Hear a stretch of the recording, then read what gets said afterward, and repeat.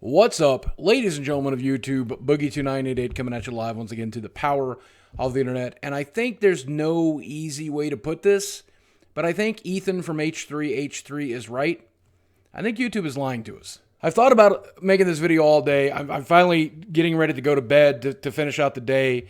I wanted to make this video real quick. I'm even wearing the Francis shirt because we just filmed this Francis. But I watched Ethan's video earlier today, and it's really bugging me. And I think before I go get on the plane in the morning, I got to get this out of my head and off my chest. So about a month back, I got a message over Skype from an old friend and an old YouTuber by the name of Chris Sanders. And Chris clued me in on this bug, this subscription bug. And basically, long story short, if you're unfamiliar with this, whenever some YouTube channels, maybe all YouTube channels, upload a new video, they are getting a large number of unsubscribers. This is difficult to notice with a very, very big channel, though it has affected some very, very big channels. But for smaller channels with 100,000 subs, 10,000 subs, this is obvious. They upload a new video, they lose 3 or 4 subs.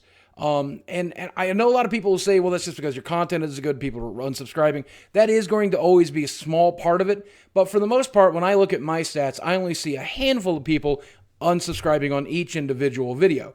This seems to be something completely different than that. Now, YouTube is insisting up and down that this is not the case. Everything is working as intended. There might be some changes to the algorithm. There might be changes to this or that, the way they weight certain things. Who knows? But that's absolutely not happening, except we have absolute 100% cases of that happening, including PewDiePie, obviously someone who's very trustworthy, complaining that he got unsubscribed from somebody who watches almost every day, and that is Ethan, H3H3. I'll link that video down below. Ethan can tell you his side of the story, but there's absolute proof that this is happening.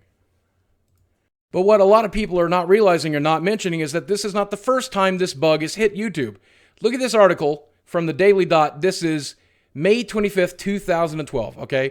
The subscriber bug that has plagued YouTubers for months and caused much hand-wringing over the last week is finally being addressed by YouTube, sort of, on Wednesday after YouTube published a blog post denying that the subscriber bug ever existed.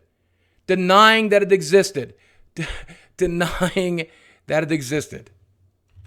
Yeah, they did it once. I'm pretty sure they'll do it again. Now, the way that you can fight this right now is simply making sure to like and comment on every video from a subscriber you like, because I think those interactions may help. Clicking subscribe and making sure you stayed subscribed is another way. Following your favorite YouTubers on social media, Twitter and Facebook and everywhere else, so they can let you know when a new video is up, and that's another way to be notified. And of course, notification squad up here in the top left corner, there's a little bell. If you click on that bell for your favorite YouTuber, you will be able to select to get a notification on your mobile device or wherever else when one of their videos go live. So that's one way to fight it, but in reality, I don't think there's anything we really can do to fight it. And here's the thing, you never know what YouTube is up to. I don't know. Nobody knows. Felix doesn't know. Ethan doesn't know. I don't even think sometimes, based on what I've seen at Google and at YouTube, that they even know what is going on. I think one hand doesn't know what the other hand is doing, and I think it's a case of a 100-hand, 1,000-hand beast trying to communicate and trying to run something. To be honest with you, I think the CEO and those people really have it nailed down, but the people below them, I don't think it's very well structured. And I think because of that, YouTube tends to suffer. But if nothing else, YouTubers tend to suffer because it's almost impossible for anybody to communicate with us. Why there's not at least one team there whose job it is to communicate, keep track of everything and communicate it to YouTubers like me and viewers like you is completely beyond me. If that team does exist, let me be very frank, you suck at your job. But everybody is working under the presumption that this is not working as intended. Everybody presumes that it's a bug. And I have a working theory that I've talked about before, and I'll talk about it again. I think this might actually be by design. I think this might actually be what they want to happen. I would be willing to say that over the last few months, someone has implemented some sort of code that says if you haven't watched X number of videos in X number of months or some other parameter, you get unsubscribed from that channel. I think that they want the subscription number to really, really mean something, have it only really reflect active subscribers.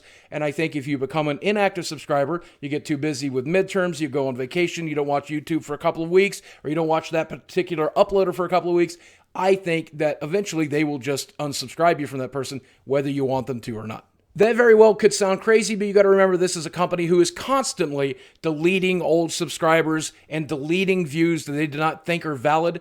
These numbers really mean something to them.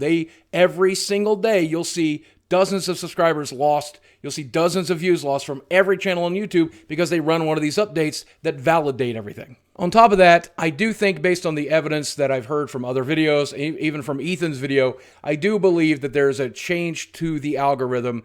For the last couple of years, they've really cared about watch time. That was the primary focus. I think now they're beginning to focus on interactions. So more now than ever, if you want to help out that YouTuber, like, share, comment, subscribe. I mean, interact with the video. Interact with this video. Go leave 100 comments. Like it a lot. Let's test my theory. Maybe it'll go viral if enough people like it in the first hour that it's up, because I think that's part of how the current system works. I used to work in search engine optimization, and I understand keeping your algorithm cloaked in darkness, making people guess, making people have to try to figure out how to work it is the best solution, because otherwise anybody can get to the front page. And you generally don't want people to be able to figure it out at all, changing it quite frequently, having multiple things to it. I think that's something that YouTube does for their search algorithm, for their sharing algorithm. The problem is I think they make these minor tweaks and changes that end up affecting things on a grand scale. And the problem with that is, with so many people being partners and so many people dedicating their lives to making content, maybe just their free times, but also some of us who do this for a living, that can be absolutely devastating. I simply do not think YouTube is careful enough. And I also am paranoid, and this is a working theory, but I'm paranoid that could be part of the plan to get rid of some people like me. In Ethan's video, he points out the hypocrisy of the trending tab, which, as he says, should probably be just a paid promo tab. And that's realistic. I do think that is human curated. I do think people do pay to appear on that list. And the ones that are not paid for, I believe they are chosen by a person or a group of persons to appear on that trending tab based on the number of views they get, based on any algorithmic measurable possibility. Those videos are always pretty much at random and seem to never actually reflect the videos that are actually viral today.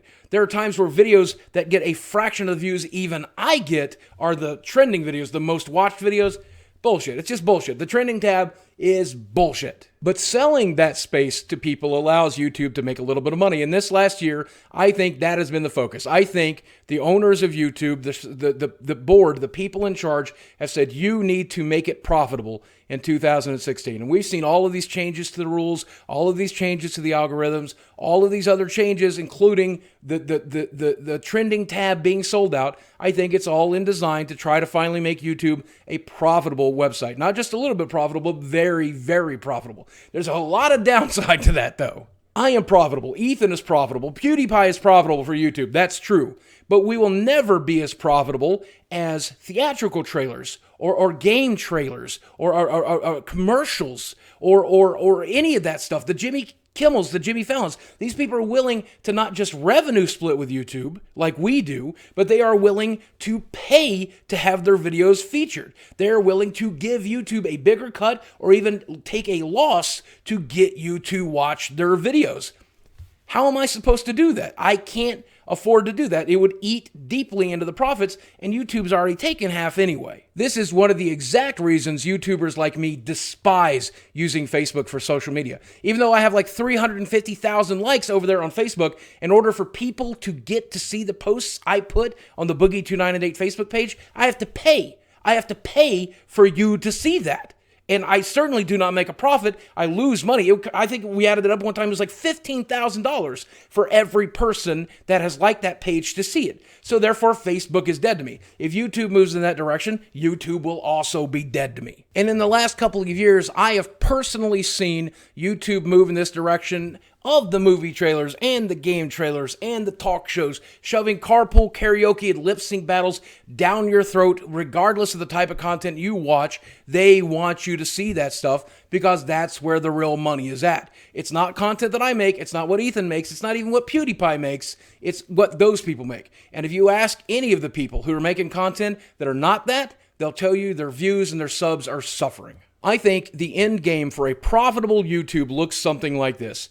All of those corporations and all of those television shows spending lots and lots of money here YouTube Red subscriptions to get access to their YouTube Red shows, their unique content.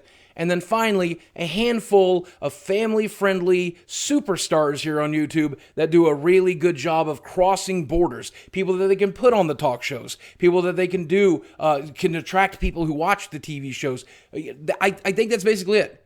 And that leaves pretty much no room for people like me and unfortunately for people like you. You know, YouTube channels like mine that are already very large have an established viewer base who will follow you from social media, who will watch your content regardless. And even if you take us completely out of the algorithm, we will still be able to get that audience, and for us, it'll still be profitable. But for someone with less than 1 million subs, 100,000 subs, 10,000 subs, it becomes impossible for them to make it. If their stuff does not get pushed into the algorithm, if they do not get the opportunity to generate new viewers, the dream is dead. The YouTube dream is dead for those people if this is how YouTube is going to work moving forward. And then, God forbid, they unsubscribe the handful of subscribers you've earned. Fuck that. But like I said, this is all a working theory. This is just my theory. Some of it could be real. None of it could be real. I don't know. We don't know. And we won't know because YouTube won't tell us. But this is the future that I've been afraid of for years. But please remember, I have an anxiety disorder. So it's easy for me to imagine this kind of shit. I hope that's exactly what it is imagined. Maybe me and my anxiety disorder and you and all the other YouTubers will get really lucky, and maybe the guys over there at YouTube could start being more communicative. And also pigs might start flying. And I'm going to start flapping my arms right now and see if I can take off. All right, guys. Thanks for watching. I love you very much, and I'll speak with you again soon. Boy, I'd love to be wrong. I like being wrong sometimes, like this.